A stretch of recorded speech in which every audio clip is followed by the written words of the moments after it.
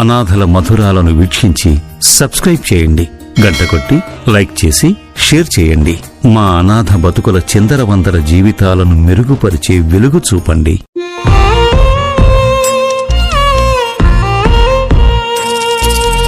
ఆకలైనా కూడులేక, సీకటైనా గూడులేక, ఒంటి మీద బట్టలేక, ఒంటరైన జీవితాలురా. బతుకు మీద ఆశలేక, రీ పగలు సోయిలేక, దారి తెన్ను కానరాక, సంచరించు రెండు కాళ్ళురా.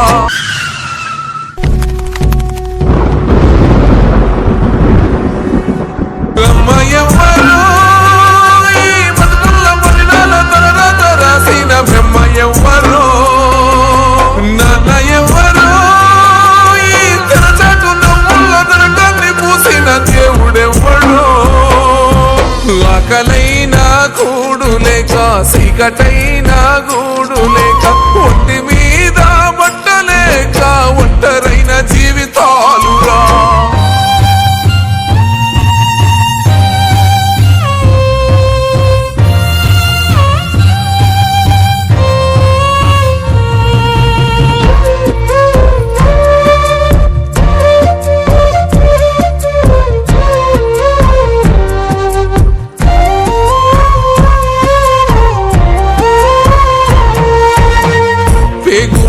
కొడవల్ల కోత సాగుతున్న తుదిలేని బాట, రేగుతున్న కడగల్ల మేట, మోగుతున్న మరణాల మోత, ఈగలే ముసిరిన మురికి తల మీద ఏమంటూ రాసావో రాత.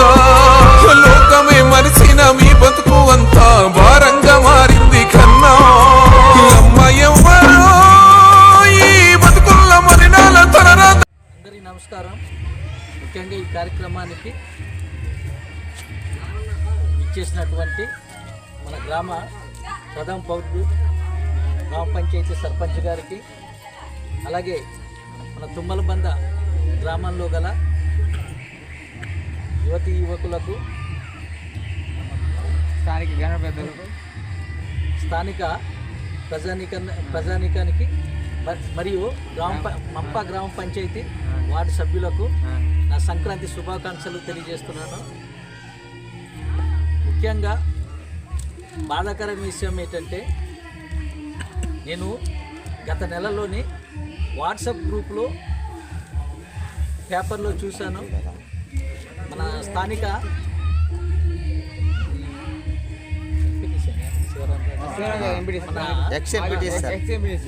మన స్థానిక మంప గ్రామ పంచాయతీ మాజీ ఎంపీటీసీ గారు అయినటువంటి శివరామరాజు ఇచ్చిన స్టేట్మెంట్ ప్రకారం పేపర్లో చదివాను.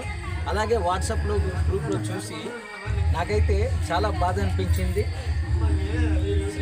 మన తుమ్మలబంద గ్రామానికి చెందిన శ్రీ సెగ్గె మల్లేష్ ఒక భార్య సుమారు 8 సంవత్సరాల క్రితం సెగ్గె రత్నం అనే ఆమె అనారోగ్యంతో మరణించడం జరిగిందనేసి, అలాగే సెగ్గె మల్లేష్ అనే వ్యక్తి కూడా 2 నెలల క్రితం అనారోగ్యంతో మరణించాడనేసి తెలిసింది. ఆ ఇద్దరు దంపతులకు 3 సంతానం. వాళ్ళు పెద్ద అమ్మాయి శివగంగ, అలాగే రెండో అమ్మాయి దేవి దుర్గ, మూడో అబ్బాయి విష్ణు. అమ్మాయి 10th చదువుతుంది. ఈ దేవి దుర్గ 7వ తరగతి చదువుతుంది. విష్ణు 4వ తరగతి చదువుతున్నాడు. వీళ్ళకి అన్నయ్యలు లేరు, ఎవరూ లేరు, నిరుపేదలు. ఈ గ్రామంలో వీళ్ళకి ఇల్లు కూడా లేదని తెలిసింది. వీళ్ళు దురదృష్టం ఏంటంటే, వృద్ధురాలైన వీళ్ళ నానమ్మ పేరు సెగ్గె అక్కమ్మ. ఈమె కూడా భర్త లేడు.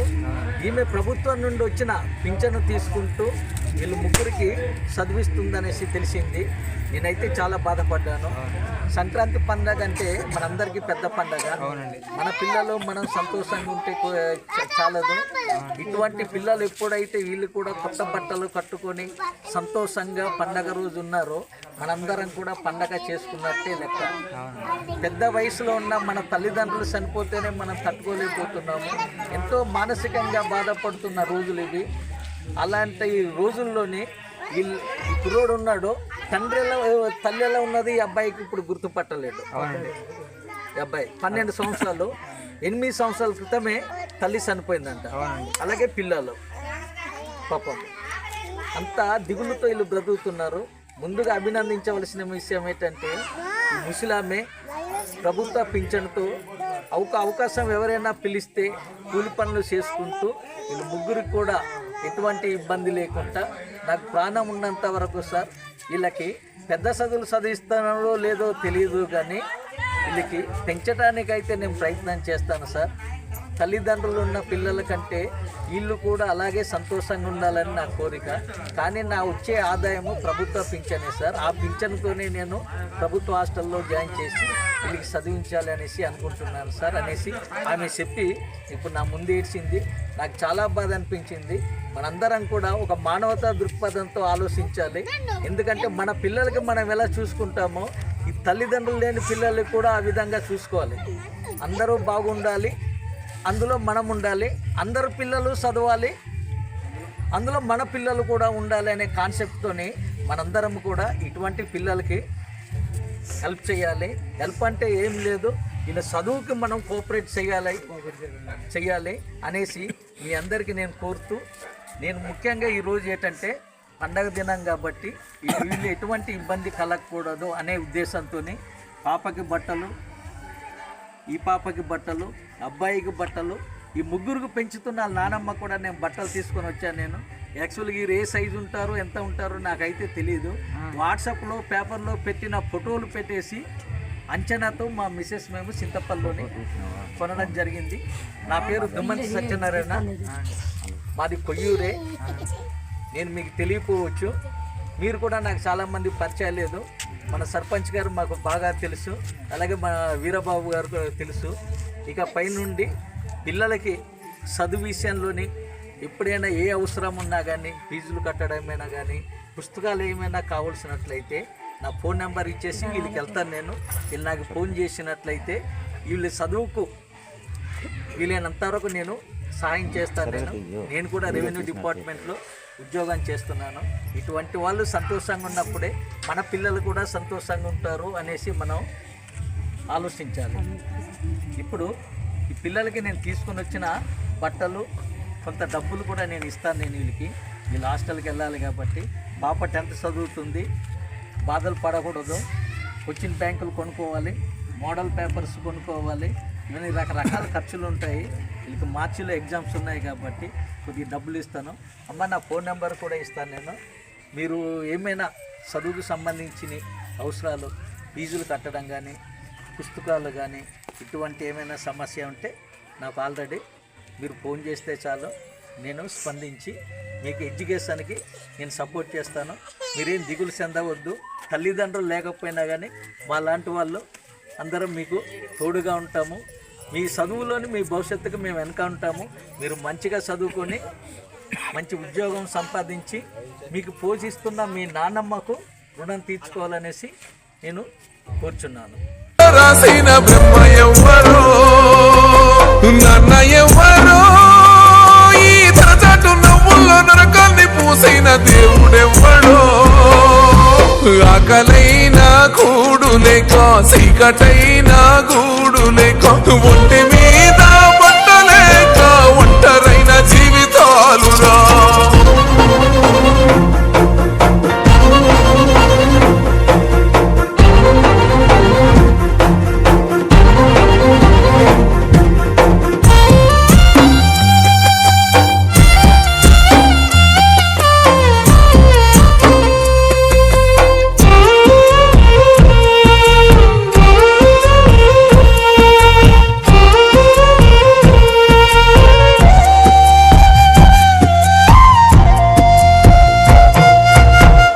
అక్కరేమి ఉందో నీకు, చెక్కినావు ఈ తుక్కు రూపం. దిక్కులేని తిక్కలోడంటూ ఎక్కిరించే ఈ పాడు లోకం. బుక్కెడు మెతుకుల కొరకు సాగేటి సమరాన విధి లేని వేట. లెక్కలే తేలని చిక్కుముడిలాగా మిగులున్న ఈ జీవితాలకు దిక్కు ఎవ్వడు. కట్టి రెప్పల్లే కాపాడి కడుపున దాసెటి దేవుడెవ్వడు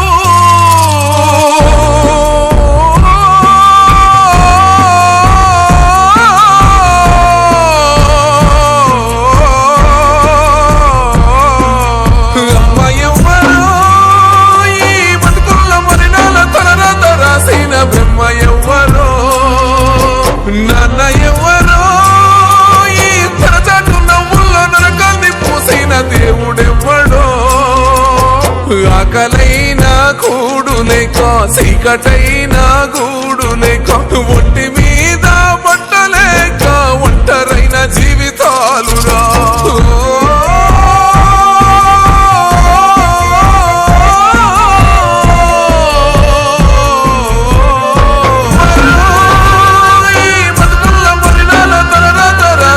బ్రహ్మ ఎవ్వరు నాన్న ఎవ్వరు ఈ తెరచాటు నవ్వుల్లో నరకాన్ని పూసిన దేవుడెవ్వడు ఆకలైనా కూడు లేక చీకటైనా గూడు లేక ఒంటి మీద బట్టలేక ఒంటరైన జీవితాలురా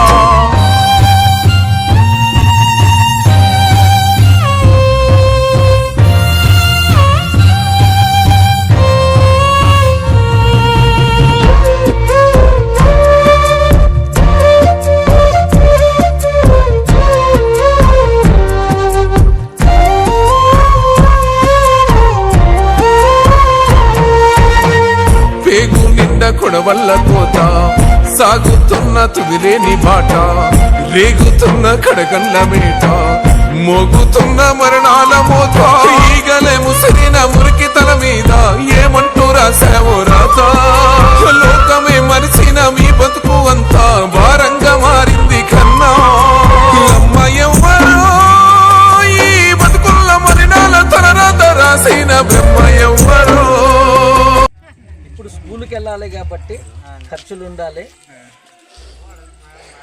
ఖర్చులు పెట్టుకొని వెళ్దాం కష్టము. వాళ్ళ నాన్నమ్మకు వచ్చిన పింఛను పండగ పేరు చెప్పేసి వాళ్ళు ఖర్చు పెట్టడమే జరిగి ఉంటుంది. నా వంతు సహాయంగా ఈ నలుగురికి 3 పిల్లలకి బట్టలు, వీళ్ళకి పూజిస్తున్న వాళ్ళ నాన్నమ్మకు ఒకసారితో పాటు ఒక 2000 రూపాయలు వీళ్ళకి నేను సహాయంగా ఇస్తున్నాను. ఇవి సర్పంచ్ గారి చేతులు ఇవ్వాల్సిందిగా కోరుతున్నాను.